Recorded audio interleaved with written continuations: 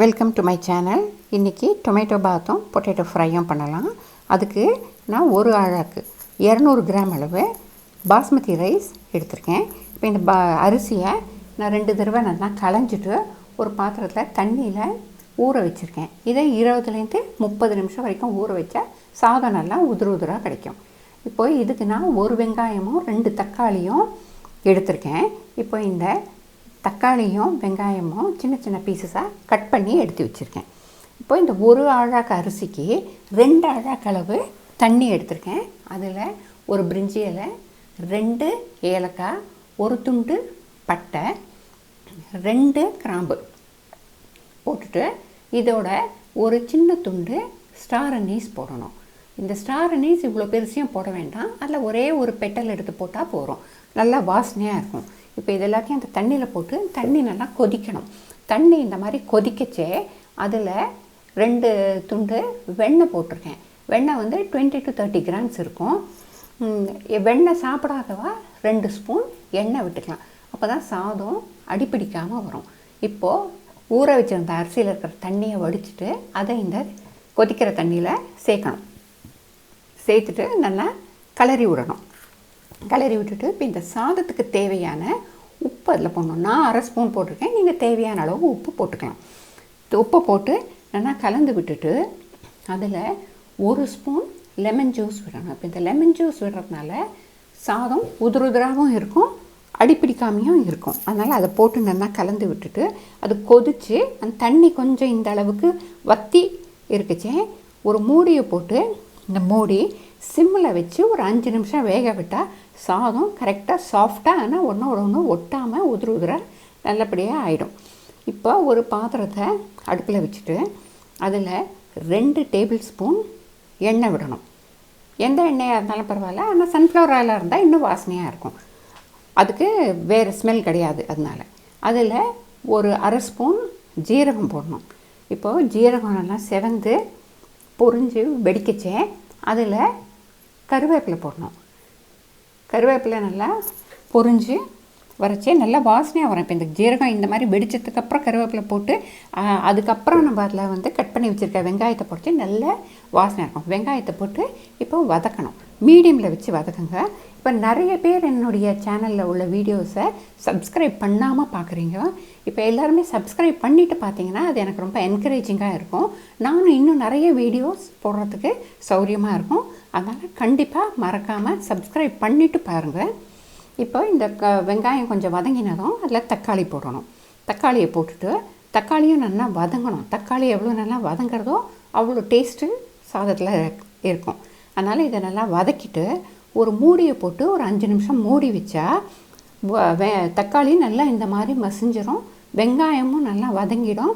ரெண்டும் சேர்ந்து இப்போது நல்லா சாஃப்டாக இருக்கும் ரெண்டுமே.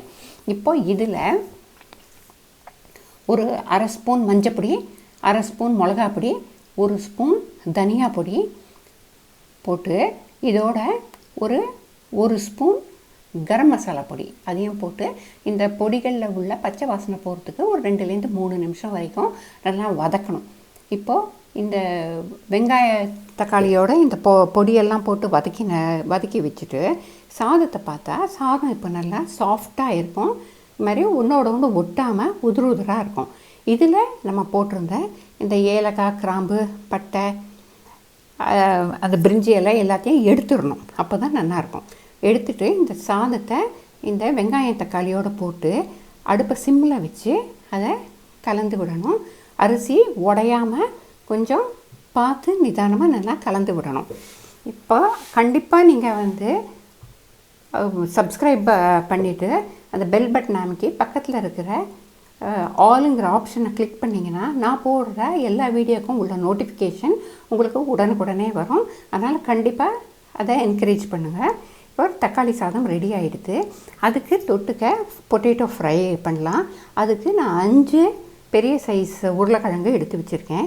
அதை பாதியாக கட் பண்ணிவிட்டு தண்ணியில் போட்டிருக்கேன். போட்டுட்டு 1/2 ஸ்பூன் உப்பு, 1/2 ஸ்பூன் மஞ்சப்பொடி போட்டிருக்கேன்.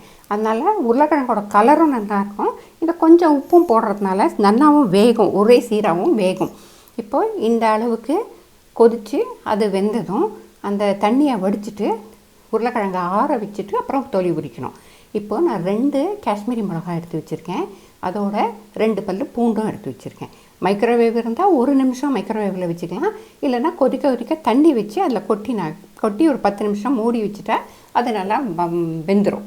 இப்போது உருளைக்கிழங்கை இந்த சைஸில் தோலி உரிச்சிட்டு நல்லா ஒரே சைஸாக கட் பண்ணி வச்சுருந்தா பார்க்குறதுக்கு நல்லாயிருக்கும், ஒரே சீராகவும் வேகும் நல்லா. இப்போது இந்த மிளகா இந்த அளவுக்கு சாஃப்டாக இருக்கும், அதே மாதிரி பூண்டும் இந்த அளவுக்கு சாஃப்டாகிடும் அந்த வெந்நீரில்.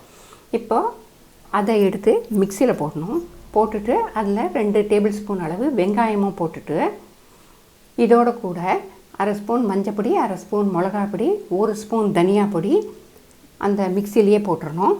போட்டுட்டு இந்த உருளைக்கிழங்குக்கு தேவையான அளவு உப்பு அதையும் இந்த மிக்சிலேயே இதோட போடணும். போட்டு எல்லாத்தையும் நைஸாக அரைச்சி இப்போ இந்த உருளைக்கிழங்குல போட்டுட்டு அதில் 1 டேபிள் ஸ்பூன் அளவு அரிசி மாவு போடணும். போட்டு எல்லாத்தையும் நல்லா மிக்ஸ் பண்ணணும். மிக்ஸ் பண்ணிவிட்டு அதில் ஒரு 1/2 ஸ்பூன் சர்க்கரையும் போட்டால் நல்லா ஃப்ரை ஆகும், ஒரே சீராக நல்லா ரோஸ்ட் ஆகும் உருளைக்கிழங்கு. இதை எல்லாத்தையும் போட்டு ஒரு 10 நிமிஷம் மூடி வச்சிடணும். அதுக்கப்புறமா அடுப்பில் ஒரு பாத்திரம் வச்சு அதில் 2 டேபிள் ஸ்பூன் எண்ணெய் விடணும். எண்ணெய் விட்டு எண்ணெய் நல்லா காஞ்சதும் அதில் 1/2 ஸ்பூன் ஜீரகம், 1/2 ஸ்பூன் கடுகு அதை போடணும். இப்போது இதில் போட்டிருக்கிற இந்த ஜீரகமும் கடுகும் நல்லா செவந்து பொரிஞ்சு வெடிக்கச்ச அதில் கருவேப்பிலை போடணும். கருவேப்பிலையை போட்டுட்டு அது கருவேப்பிலையை நல்லா பொரிஞ்சதும் இப்போ அது மேலே இந்த உருளைக்கிழங்கை போட்டுடலாம். வேறு எதுவுமே நம்ம இப்போ கலக்க வேண்டாம். ஏன்னா உப்பு காரம் உருளைக்கிழங்குக்கு தேவையான எல்லாமே அதில் போட்டுருக்கிறதுனால இப்போ உருளைக்கிழங்கு அதில் போட்டு நல்லா வதக்கணும். உருளைக்கிழங்கு நல்லா வதக்கினா ஒரு சீராக இருக்கும். மீடியம் ஃப்ளேமில் வச்சு நல்லா வதக்கினா நல்லா ரோஸ்ட் ஆகும். இந்த டேஸ்ட் ரொம்பவே நல்லாயிருக்கும், ரொம்ப நல்லாயிருக்கும். அதனால் இதை ஒரு 10 நிமிஷம் வரைக்கும் மீடியமில் வச்சு வதக்கினா உருளைக்கிழங்கு நல்லா இந்த மாதிரி ரோஸ்ட் ஆகிடும். இப்போ இந்த தக்காளி சாத பாத்துக்கு இந்த மாதிரி உருளைக்கிழங்கு ஃப்ரையை பண்ணினா இது ரொம்ப நல்ல காம்பினேஷன். அதனால் கண்டிப்பாக இதை மிஸ் பண்ணாமல் இந்த ரெசிபியை பண்ணி சாப்பிட்டுட்டு மறக்காமல் இது எப்படி இருந்தது அப்படிங்கிறத கமெண்ட் பண்ணுங்கள். அப்போ தான் எனக்கும் தெரியும். அடுத்த வீடியோவில் சந்திக்கலாம்.